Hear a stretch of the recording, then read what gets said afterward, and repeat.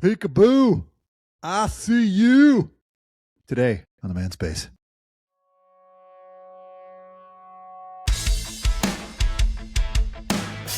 Welcome to the ManSpace podcast. We're your hosts, Doctors Matt Brown and Rob Porter, and clinical therapist Mike Porter. Welcome, spacemen. Welcome to another reference. I think I've done one before from that movie. Yeah, I was going to say that sounds like a real creepy version of hide and seek. It's from Tropic Thunder.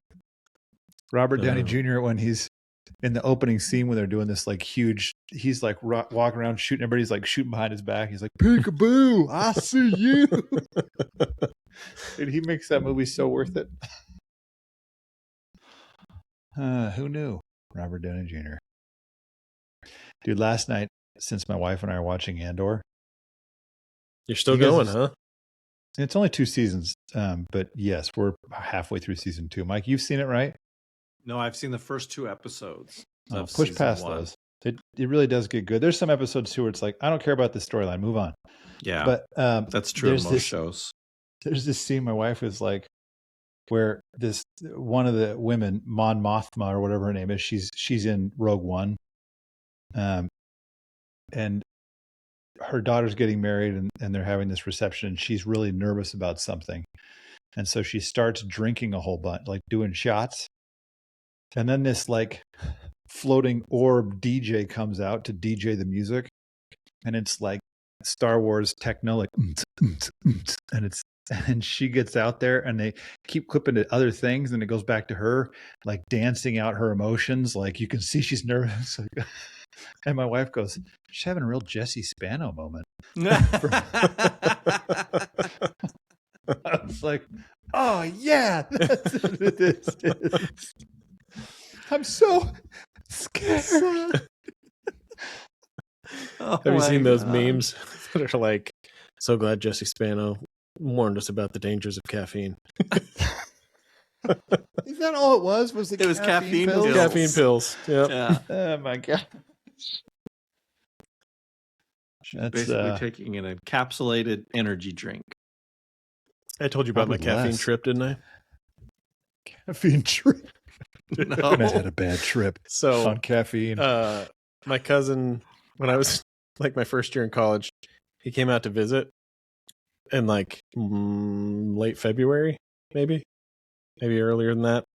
The semester was over in April. He came out to visit and he's like, I think I'm just going to stay another week. I'm like, sweet, man. That week came up. Yeah, I'm just going to stay a little bit longer. He stayed the whole semester. So we were packing up and we'd been up for like 24 hours before we even hit the road. And then it was like a 14-hour drive. And yeah, car totally loaded down. Like, we're not going to make it, man. I'm getting kind of tired. And then he's like, dude, check it out. I found these things at the gas station. It's like these extra strength no-dos. So we're like, we popped the first dose. I'm like, yeah. We're just like on fire for about like 2 hours.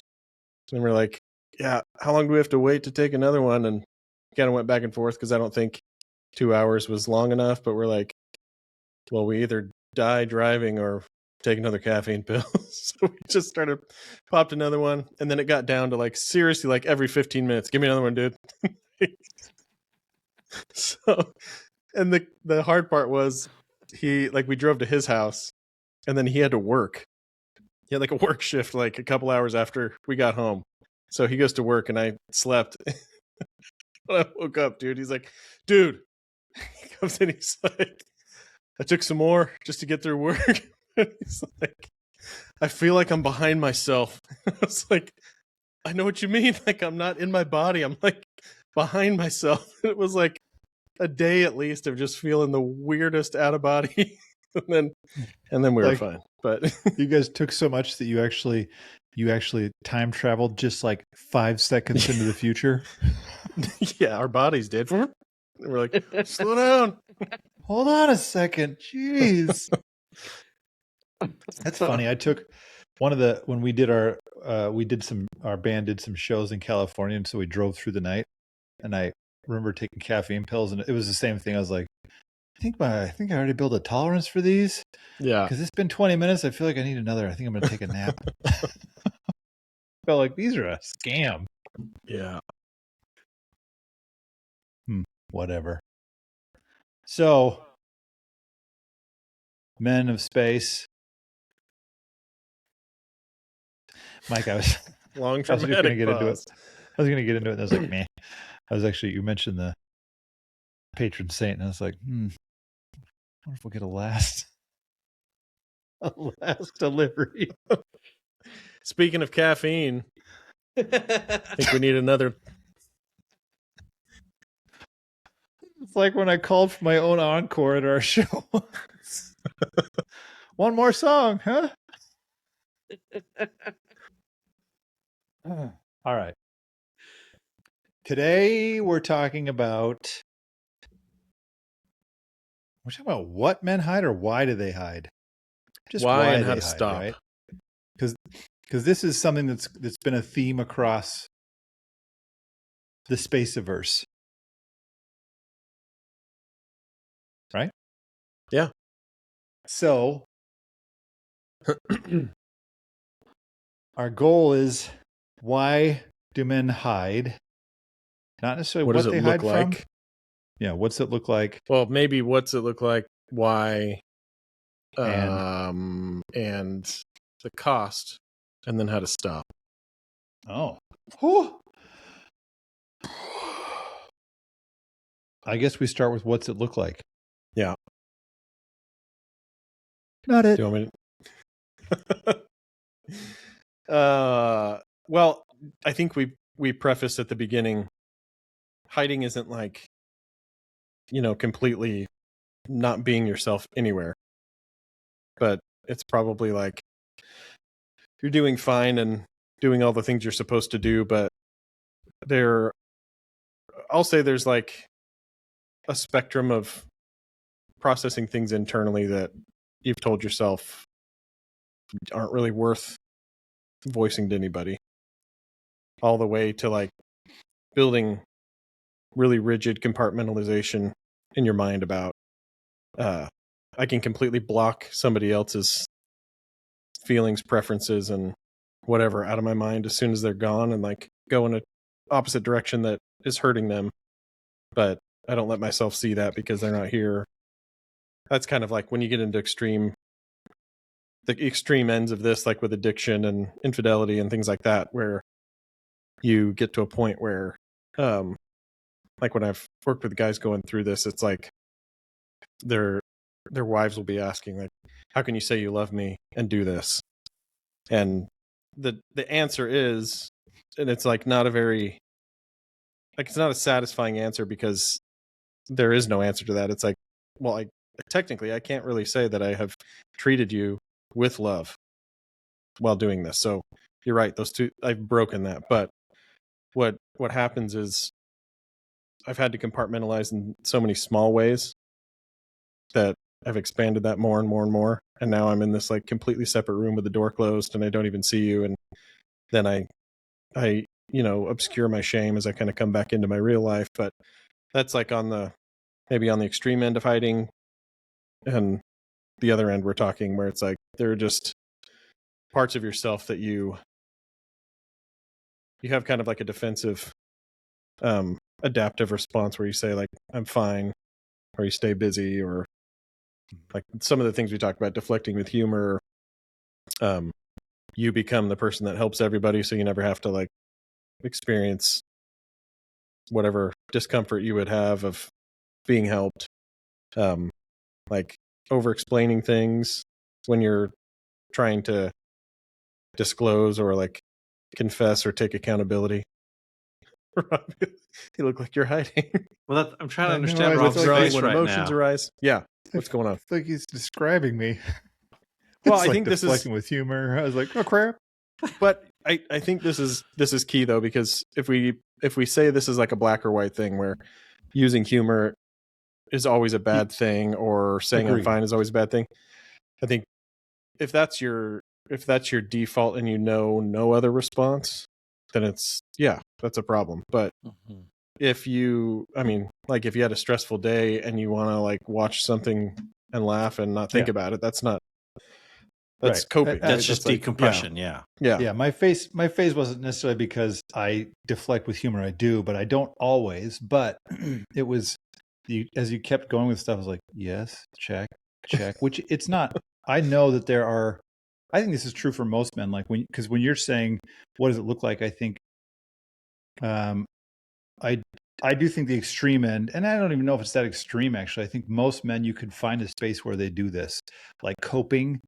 The coping strategies or mechanisms, like, clients that I've talked about where it's like they go and they get their soda and candy bar and they drink it real quick and they hide it. And it's like, that is the extreme end. I mean, there's more extreme than that, but a lot of us will have something that we just kind of, we do to cope, to get by, because we're holding or hiding this thing. We compartmentalize it and push it off to the side. And then there's some things that you're right. It's just like, I think sometimes hiding is, and maybe you were saying this, Matt, and I interrupted, feeling like, oh, it's me. But hiding is also masked sometimes by taking one for the team. Like I'm not supposed to complain. I'm just supposed to be the guy who does it. And I think that's a form of hiding in its own way. And that goes back to like, I can't ask for help. Although sometimes I think that's put on us. Like I've had clients before where it's like, I've asked for help and she didn't like it. Like it really turned her off. Like the husband is saying that. Yeah. Yeah. And so it feels like, well, then I guess I'll just hold this. And then it's a different kind of hiding in some ways. It's not necessarily, I'm ashamed of this. Oh, maybe it is. I don't know. But that's, it's like I'm rejected when I show myself, right? Yeah. Speaking of, I really like, you guys know Terry Real. Yeah. We've talked about him on here. Matt showed stuff before him. I just watched a video where he's like, he talks a lot about how, he uses that like inner child, adaptive teenager, and then wise adult type of thing.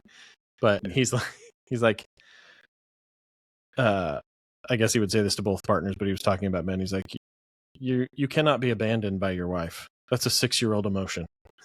It's like, you can be rejected by her. That's a 56-year-old emotion. So, I like that, like, to frame it that way. Yeah, that is rejection. Yeah. So that's maybe what you're hiding from, is the feeling of rejection in a situation like that. I won't ask for help because she'll reject me because she views me, as weak. Yeah. But, so if I can't metabolize that emotion, then I will lie in a way, right? I mean, it's not like lying with intent to deceive. It's lying with intent to protect. Yeah. I think those are very different, but still, you start to probably internalize that message a little bit too, right? The fact that I asked for help and her response was negative means it's wrong, instead of maybe there's something wrong with her, right? I didn't do anything. Maybe her own insecurity about a man who occasionally needs to lean on her puts her in a position of saying, like, now I'm not safe. You need to get back to where you were. Well, I think there's something too to be said for the way we sometimes ask for help. Most of us aren't super skilled at doing it. And so we don't often ask outright, hey, like I've got whatever, or even just a flat statement of, hey, can I get help with this? I think often it comes in the form of, oh, I have so much to do. Like, could you just help with this? And I think, yeah, that would turn my wife off, because somehow I've made the fact that I have so much to do her fault. And why can't you just step up and help in this one thing that I'm asking you to help? And now I'm not saying that that's, always the case, but I think, no, there is, like, I've caught myself doing it sometimes where I'm frustrated with this feeling like this is my responsibility, but I don't think it should be my responsibility solely. And so I'm going to ask for help, having had this huge, long internal conversation in my head, which is going to sound to Jenner like, you never help. Why don't you help? Mm-hmm. And I think, well, yeah, like, so I think delivery could also play a part. We don't generally ask. And so we're not particularly skilled at doing it. I think too, if your delivery of asking for help comes out like accusatory and what's wrong with you, why aren't you helping me, that means that's an indication that you've been hiding. Yeah. Oh, you've for been sure. holding and holding and holding until Right. you have no choice anymore. Yeah. I do think, because there's for sure, when I say one of my, some of my clients have said this, we talked about it in a previous episode, but one of my clients,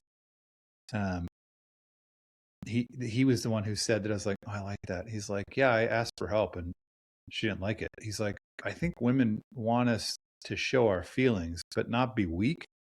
Mm-hmm. He said they want us to be the guy who's like, I just slaughtered the enemy and destroyed them, and my heart is breaking for who they were, but I will soldier on. He's like, they want us to be weak and soft like that, but not like, hey, I can't do this. My back's breaking. I need help.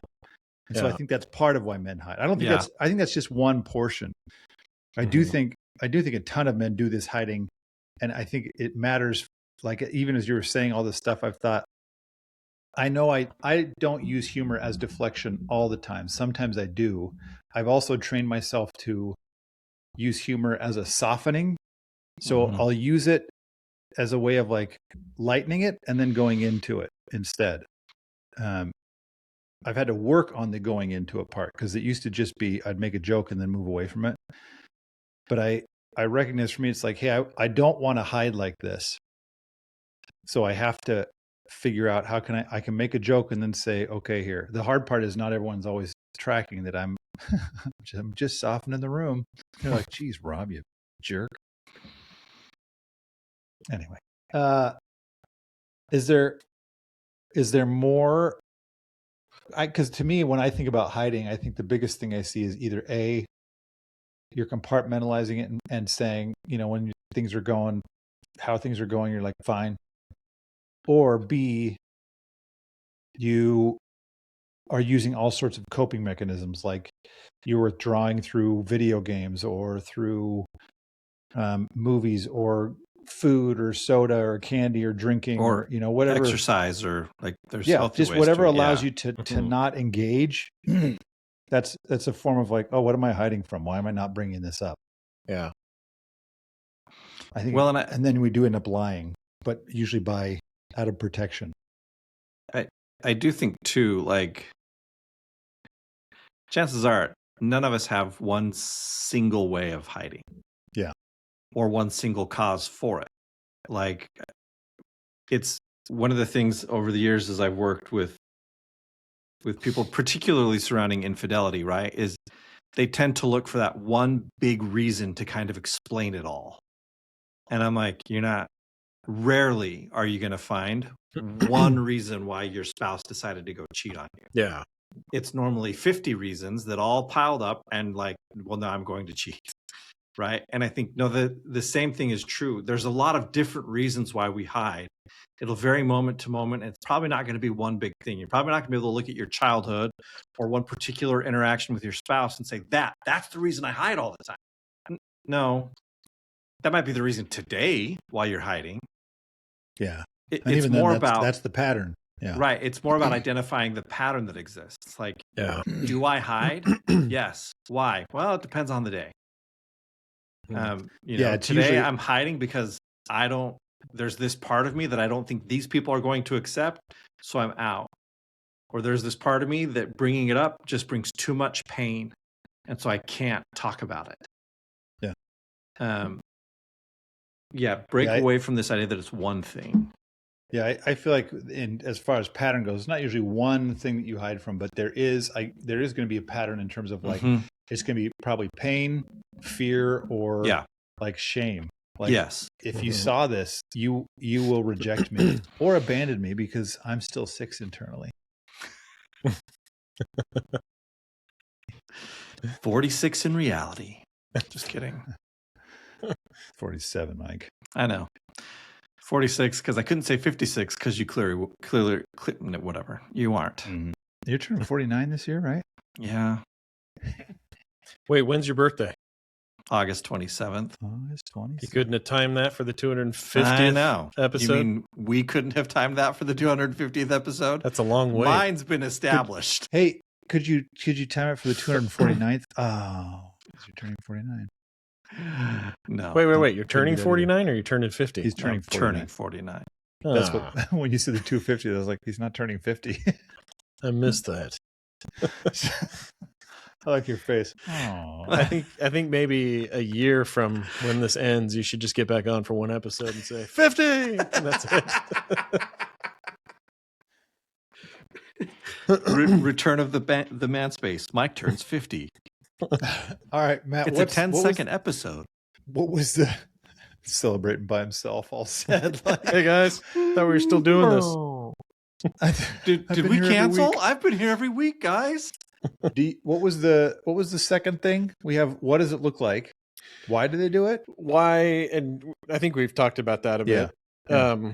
I do think that I think we struggle when I think about the why because, like we've said before, this isn't as simple as just be different, right? And like do it the healthy way because there's real social needs and consequences that I think matter. So I don't think that like the common thing that we've referenced here is like why men don't ask for help, right? They don't want to be a burden. And so the answer isn't no, dude, just be a burden, right? It's like no, it's not a burden if you do it right, but there's some things that I think and we'll get to this, I guess, as we talk about how to stop hiding, but I think there's some things that we really don't know how to do. And remember that lady, Allison something? I've shown you videos of her. She has a real sweet haircut. Oh yeah. It like distracts me every time. But she has like really good things to say. And she was saying when you ask men where they feel, physiologically, the emotions that typically that's where the hiding comes from, right? There's a feeling that I don't want to face or I don't want you to see. And I have like a secondary internal response to that feeling. And then my brain just goes to work on how do I evade this whole thing? So she said, when you ask men where they feel feelings, there's some universal responses like shame is kind of right in here. And then she's like, but if you ask a man where he feels happy, he's like, yeah, I don't know. But she's like, I drilled deeper and it's here. It's like shoulders and head. And that's also where they feel power. And so a lot of women, when they don't know if you're with me or not, like we're connected, and men are like high-fiving and getting all rowdy, they're scared because they're like, I don't know if you're going to use that power against me, right? But if I'm connected to you, then I feel really happy seeing you, slap your dude friends on the butt and high-five and stuff, right? But same thing maybe with some of these deeper emotions where it's like, I feel like I just lost connection with you. You're supposed to be my rock, and all of a sudden, like, you melted. And so all of a sudden it becomes about my feelings, right? And so I think for a lot of men will say, I don't share that with her. One, because I don't want to burden her, or because she's already telling me about her stresses and she's already maybe not in the greatest mood. So why would I like dump more on that? Or she's going to reject me. And I think a phrase, I guess, as we talk about not hiding, a phrase that I've talked to a lot of guys about saying in that moment is like, so I bring up something that I'm feeling, and particularly if it's something between the two of us, and your first response is to tell me how that hurts you. Like, we don't know what to do there. We're just like, oh, and we like back up, right? But I'm like, no, stay there and say, I'm trying to tell you how I feel, and now we're talking about your feelings. Does that seem right to you? And every time they've done that, it's like, well, no. Like, I do want to hear how you feel, right? But it's like, it just makes me feel this way. And it's like, well, yeah, that's fine. We'll talk about that. But first, let me get this off my chest. right? Like, I think we don't trust enough that the experience of expressing and processing what we're carrying and hiding, that we can see it all the way through to like a successful end. Because we just don't have, like you said, Mike, we don't have practice. Ask any dude, like, hey, when was the last time someone was like, hey man, how do you feel? Besides me. Right. It's like, yeah, never. Right. So I've literally never had to think about that question in a conversation. I get what's wrong a lot, but I don't get like an open, how are you feeling? Right. Or even like an empathic conjecture type of a, hey, I bet you're pretty stressed with everything that's going on. Right. So we just don't have the practice and the language sometimes to know, like, right here, wait, it's okay to say, let me go first. And I promise I'll listen to how you feel after that, but I need you to hear me first. Right. I brought it up. You hear women say that all the time, right? If I bring up my feelings, we talk about those first. And then, women just have a lot more experience, I think, navigating those conversations. Mm-hmm. And they're right to say that, right? But men, we can say that too. It's right. It's the right thing to do. It's interesting because I worked with somebody earlier where they both talked about how there's something they feel like the other person doesn't understand, and they really need this other person to understand this. And she talked for 5 minutes, painting this picture. She would have gone longer, but I think I kind of cut her off. Ended her. Yeah. I was trying to find a nice word to say it. Redirected her. Yeah, that's good. That's good. But she was describing all these things and painting this picture of like, I would like him to ask me this and this. And I was, we talked about how she's highlighting areas where these are areas that are hard for her. And that's why you're phrasing these things this way and this way. And I asked him, like, do you have things too? He said, yeah, I do. I was like, do you know what they are? He's like, no, but I know I have them. Like, I was like, okay. And I said, part of that comes from, for a lot of people, and this is me transitioning into like, how do we do this? How do we change it and stop hiding?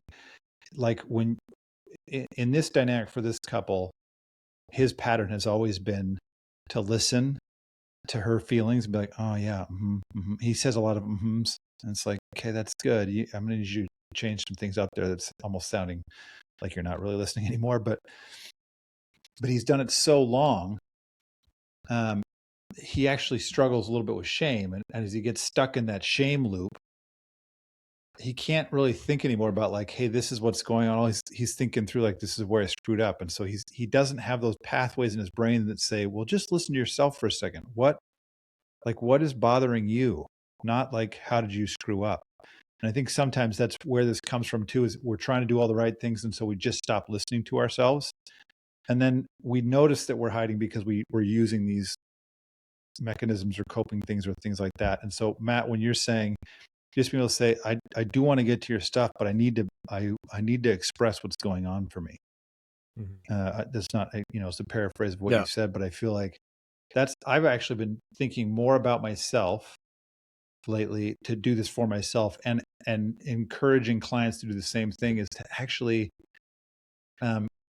when you're identifying feelings going on for you, sometimes I'll tell people to write it down, but to actually say it out loud, because I really feel like it matters to hear, like, I feel this.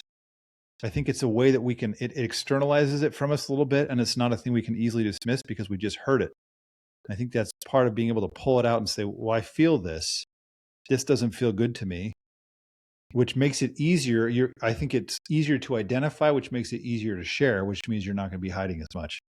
But I think that's the out loud part. Mm-hmm. I'm kind of learning for myself. My mom used to talk out loud all the time, and now I'm like, I think there's some value in not necessarily having full blown conversations. I think that's one thing, but also just to say, I feel this. Sometimes when I've done it, it feels really kind of very validating. Like, oh, that's nice. Mm-hmm. Well, this is funny to me. Like, one, you're right. There is value in processing, right? Like I used to have my third graders, well, not just my third graders, like every class I taught, when they would write and they would come to me and yeah, I've edited it. And I'd be like, okay, cool. Read out, your first sentence out loud for me, would you? And they can't get 3 words in without stumbling over some mistake, despite having edited it multiple times. And I'm like, yeah, here's the problem, guys. Like you're reading it in your head. Your brain knew what you meant to say.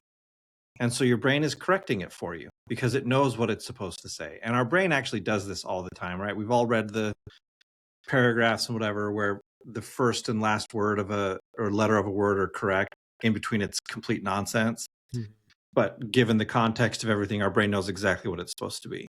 And it doesn't matter how many times you read it. Like you have to actually go really slow to finally catch, oh, this doesn't actually say that. And so there is something about our brain takes on a different relationship with something when we say it out loud. And the reason this I think is so funny to me, and yet again, like I do think there's a lot of value in what you're saying, is because the 3 of us practice talk therapy for a living. Like we obviously know there's benefit in verbalizing the thing you're going through. Yeah. Yeah, but I still don't do it. I know. That's why I was to yourself, laughing. it feels weird. I know, but there is like there's been a handful of times where, like, I remember one time with Jenner. I can't even necessarily remember what the thing was, but I remember, what was going on. I said, I don't know. I'm just kind of in my head. And she says, "Do you want to talk about it?" And I was like, "Well, has anything changed?" And she's like, "No." And I said, "Then what's there to talk about?" Like, it was probably about sex. Like it seems to be right. Most of those weird conversations, sex, right? And so it was one of those, like, to me, I couldn't wrap my head around the benefit of why am I going to have a conversation that I've already had? Like, I understand where the situation is at, and I'm trying to be respectful of the situation, even though I may not like the situation. How is talking about it again going to make any difference if nothing has changed? Yeah. And we ended up inevitably having a conversation. And at the end of it, yeah, I felt a whole lot better. Again, nothing had changed. Like the end of the conversation, it was where I was at the beginning of the conversation. Yeah. And yet I was in a different spot because I had just that ability to say, yeah, these things are frustrating for me, or these things are hard for me. Not even having to, get really deep into the emotion of it. Just like you've mentioned this before, Rob, just the ability to say, this is the thing I'm feeling and I don't like it. Yeah. Like I've said that often to Jenner, like I'm feeling anxious and I don't like it. Well, anxious about, like Jenner always wants to, like take the deep breath. Anxious about what? I'm like, I don't actually know. I just really don't like it. Like it's super bugging me. Well, and I just to clarify for listeners, not necessarily for you guys, I think the reason this is important to me is because I think one of the reasons that we hide is we don't. This is for me. I guess I'll only speak for me. I am the person who's afraid of being helped because I'm worried that if I'm not the helper, I will be rejected, like I'm not actually needed or wanted. And so over time, being a helper, I sometimes learn to push whatever I'm thinking or feeling off to the side because it doesn't matter as much as this person's thing matters. And so over time, I think I've learned to listen to myself less. And I think that leads to a place where it's like, I don't even know me. It creates a feeling of discomfort. Then I have to hide because I don't know what I'm presenting to people or what they're going to reject or not. I think the speaking out loud to me, to hear these things, is like, oh, hey, that is helpful to me to know this stuff. And it's helpful to hear it out loud, is a way that it validates kind of like that, almost like I matter because I feel this. And so it matters. It gives me a little more confidence to say, hey, I can speak up for the things that I feel, which makes me much less likely to feel like I have to hide. It's kind of a weird link in my head that I've thought, oh, that's interesting, that the more I can pay attention to myself, the less I feel I have to hide. You just That's my clarification. ticked off number 1 on the How a Man Starts Coming Out of Hiding. Hey! Ticked it. Yeah. No, I agree. I think that like it is kind of like a misidentification of the problem, like you were saying, Mike, where if I'm feeling something uncomfortable, like in that moment, that's the problem. It's not what caused it. It's not what's going to prevent it in the future. It's my inability in that moment and going forward and in the past to experience that emotion and not like freak out about it, if that makes sense. Yeah, So yeah. I think sometimes we tell ourselves like, well, that's why feelings don't matter, kind of like, don't pay attention to them. But the hard part with that is, again, that's just hiding from a truth inside of you. Emotion is physiological signals and like thoughts and feelings and everything that exist. So you can't just say like they don't exist, pretend they're not there, and get busy and distracted or numb somewhere else. But facing it also doesn't mean being so absorbed by it that you become useless, right? It's I need to be able to open myself up to this in a way that I can, like you said, name it. That automatically calms my brain when I give it a name, right? And if I name it and I physiologically kind of relax around it, I know there's like, look up how to process an emotion. There's always like 6 steps, and I'm like, I think those 2 are pretty much like, those are pretty, maybe like 70% of the process. And that's why I think when we've talked about meditating, for me, that's primarily what meditation has become, is just like feeling and letting go of emotions that have accumulated. And I could, I will tell people about that, but I guess I've found that while talking about it is definitely a helpful tool still, my primary mode for resolving things that just come up for me is like a physiological internal process. And I might need to communicate like, hey, I need some time. But the more familiar you become with these physiological signals that send alarm bells off and convert into these beliefs we're talking about, if I'm not the helper, like people are going to reject me, all that stuff, right? Like it literally is just a signal, and I don't think we have to, maybe that's the first step. We don't have to hide from it ourselves, right? And when we aren't hiding from it internally, we're lighter, we're more like open, and then a lot of these other things go better. And then those beliefs, I think, start to shift. Like me saying, hey, can you give me a hand with this, is not me being a burden, right? And if you say no, I'm not like all of a sudden hit with shame that I asked. It's just like, well, you can't. Okay, that sucks. Well, I guess I'll do it myself this time. But like you can move with it a lot better. But I think when guys are really stuck, maybe like you're saying, maybe these first steps are important. Like just get it out in some way. Write down the thing that you can't say out loud, right? Say it out loud. Find somebody you can just open up to who's maybe distant from the issue and isn't going to judge you. All sorts of ways that you can get that information out. I think an important piece to that I've kind of, I guess, recently started adding to my own as I work through these kinds of emotions that I don't care to share with others. I find myself spending a lot of time reframing other people's reactions. Because a lot of why I don't share it is I'm anticipating a specific reaction. One that I don't, especially like in my current environment, I don't know any of the people here well enough to be able to say this is how they're going to respond. Like, yeah, I know people, right? Like, we're all kind of the same. So I think, yeah, I can anticipate, and I'm probably pretty accurate on some of it, but in the end, I don't know.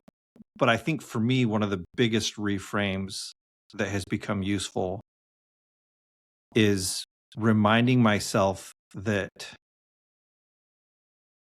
it's not necessarily a judgment of me. It's not necessarily this. They might just not agree with me, right? Like they might not agree with whatever the thing is. And that's very different than like when I can get myself to that space where it's like, okay, so what if they don't agree with me? Well, it's not really going to change what I think. Like, I'm still going to think what I think. I'm still going to feel what I feel. They just don't happen to agree with it. Okay, lots of people don't agree with me. Like, that's something I'm much more used to, and it feels less judgmental. And so for me, I've been able to find, like, as I kind of work through that reframing process, reframing either how they'll react or what it might say about our relationship if that's the reaction that comes. Like, often there's a lot of reframing there. Like, it doesn't actually say anything about the relationship. It says something about their feeling on that particular topic, maybe. But that if our relationship is not that topic, then it's not. Yeah, anyway. And so, like, for me, I think that's kind of where, in addition to the things that you guys have discussed, like, that's the thing that, to me, I think, yeah, we have to get better at reframing the people around us, remembering that no, the thing we assume is not necessarily the way it's going to play out. And we have to see it different.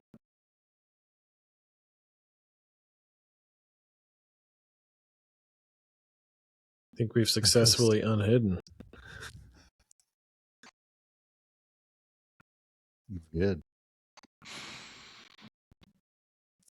Well,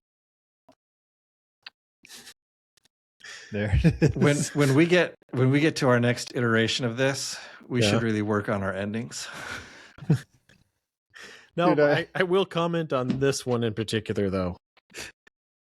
I don't think it's like a lull that has no meaning. I think this can be instructive, right? When you do what we've talked about, you feel something and you experience something that we usually rush past, I think. But it's kind of like a resolution and a lightness. And it's the thing that we've been after the whole time. It's not like on the front end of hiding, you're experiencing some relief because you're not facing the discomfort, but there's a nagging anxiety or shame that's still there. When you go through it, like we just talked about, you do feel kind of a peace that doesn't necessarily require words.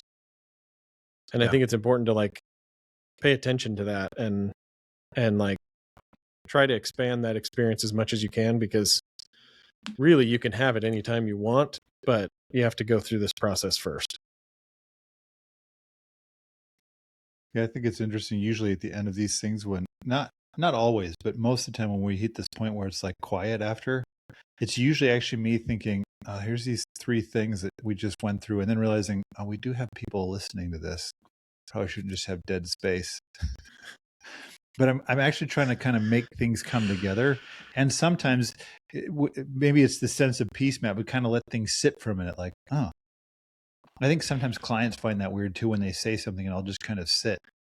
Because sometimes I'm like, well, that was significant. Let's not just blow past that. Yeah, you don't want to rush. Side note, it could also be the slowing heartbeat of the ManSpace that we're feeling. There's a little pause, and it's like, he's turning gray. We're dying a little bit each episode. Well, Flatliners. Oh, that's a good band. They just put out a new album. Anyway, I guess that's it. So come back next time and catch us on the ManSpace. Maybe from Casey's in Milano. Oh, maybe. And, my office.